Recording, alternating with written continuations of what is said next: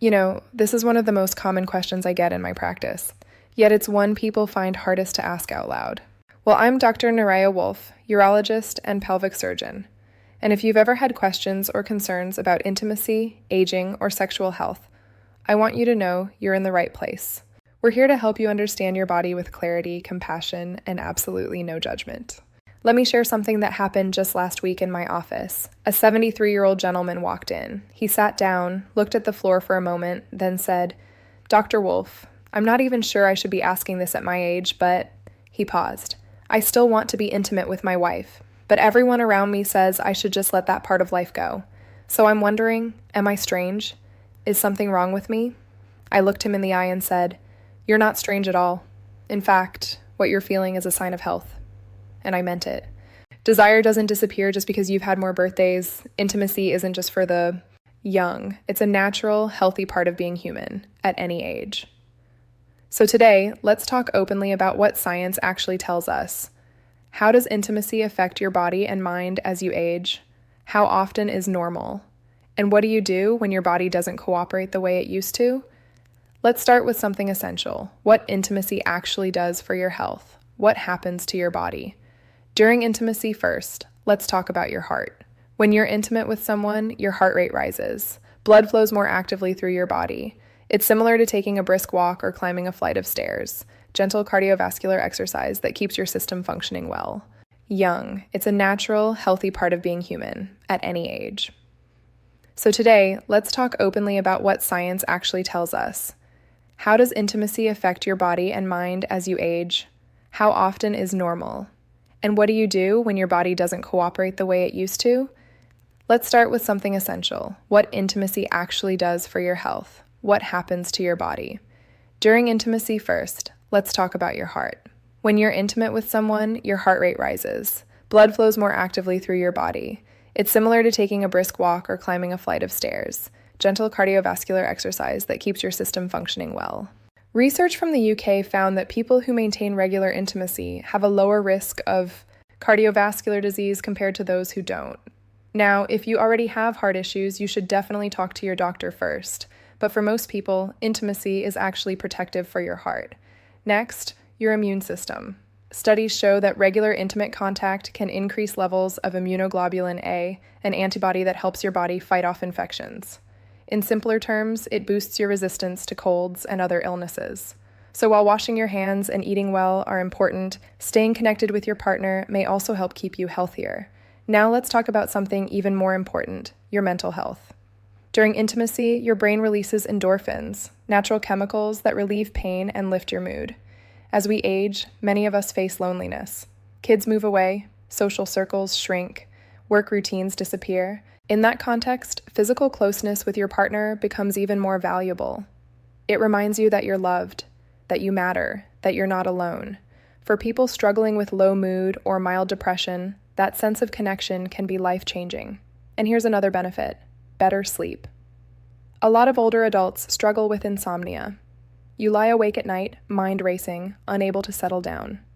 After intimacy, your body releases oxytocin, a hormone that relaxes you and helps you drift off naturally. It's far better than relying on sleeping pills. There's one more fascinating finding I want to share. Research has shown that older adults who maintain regular intimacy score better on memory tests and cognitive function assessments. Why? Because intimacy increases blood flow to the brain and stimulates the release of hormones that support nerve cell growth. In other words, staying intimate may even help protect against cognitive decline. So how often should you actually have sex? All right, this is the question everyone wants answered. Here's the truth. There is no magic number.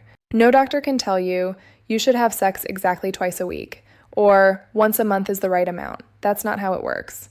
What I always tell my patients is this: frequency doesn't matter nearly as much as quality.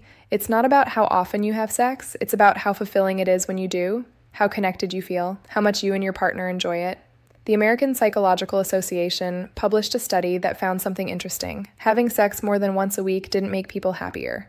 In fact, people who felt pressured to have sex more often reported feeling stressed, not satisfied. Let me give you 2 real examples from my practice. One couple I see has sex about once a month. They're perfectly happy with that. They still love each other deeply. Their bodies have changed, their energy is different, but they're content. In fact, they told me that because it's less frequent, each time feels even more meaningful. Another couple comes in worried because they're still having sex several times a week in their late 60s. They wanted to know if something was wrong with them. Nothing was wrong. Both were healthy, both were satisfied.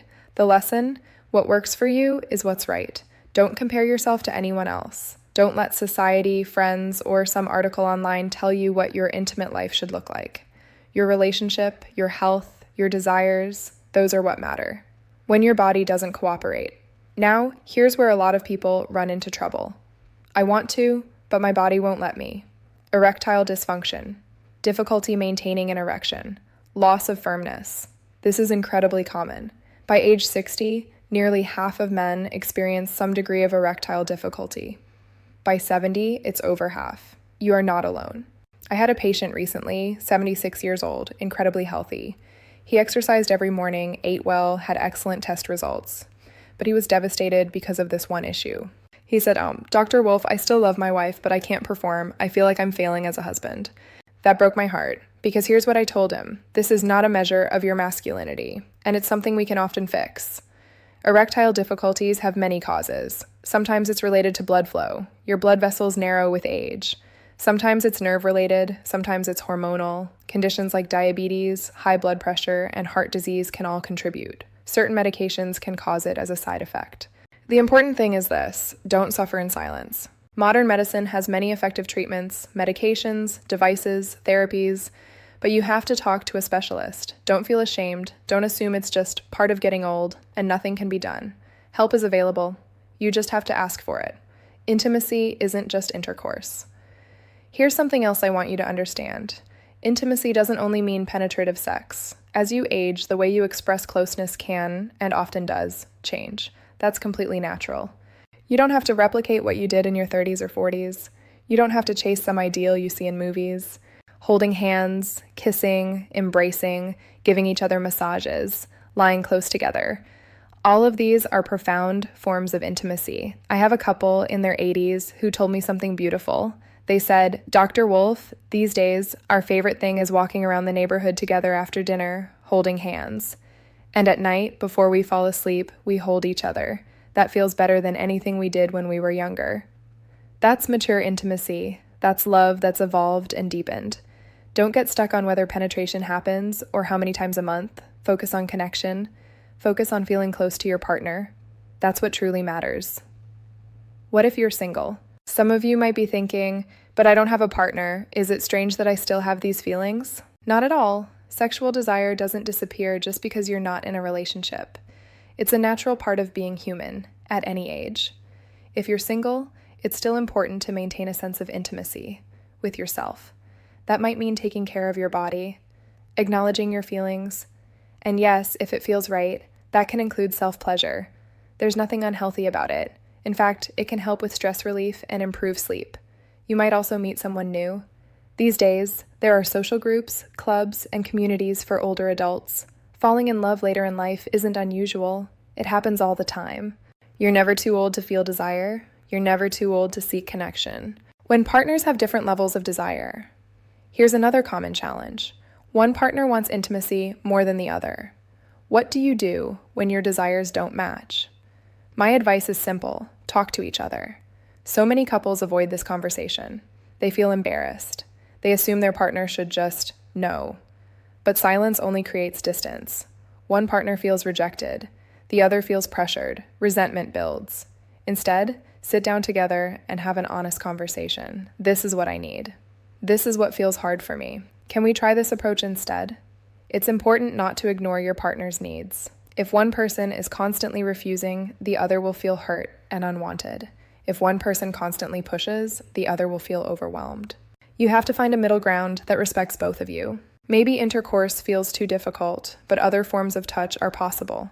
Maybe you adjust frequency. The key is that both of you feel heard, valued, and cared for. Let me wrap this up. Here's what I want you to take away from today. First, intimacy is good for your health at any age. It supports your heart, your immune system, your mental health, your sleep, and even your brain. Second, there's no right number of times to have sex. What matters is that you and your partner are satisfied. Don't chase some arbitrary standard. Third, erectile difficulties are common, treatable, and nothing to be ashamed of. Talk to a specialist. Fourth, intimacy is more than intercourse. Holding, kissing, and closeness all matter deeply. Fifth, if you're single, that's okay too. You can still have a healthy relationship with your own body and desires. Sixth, communication is everything. If you and your partner want different things, talk it through with kindness and respect. And finally, here's the most important thing I want to say. You don't have to live by society's rules. Ignore anyone who says, "You're too old for that." You get to define what intimacy means to you. You don't have to perform like you did decades ago. Bodies change. That's natural. What matters is staying connected to your partner, to yourself, to the feeling of being alive and loved. Over the years, I've learned this from my patients. The feeling of being connected to someone you love is what keeps you healthy and happy. Whether that's passionate sex every night, or holding hands over morning coffee, or embracing before you fall asleep, the form doesn't matter. The connection does.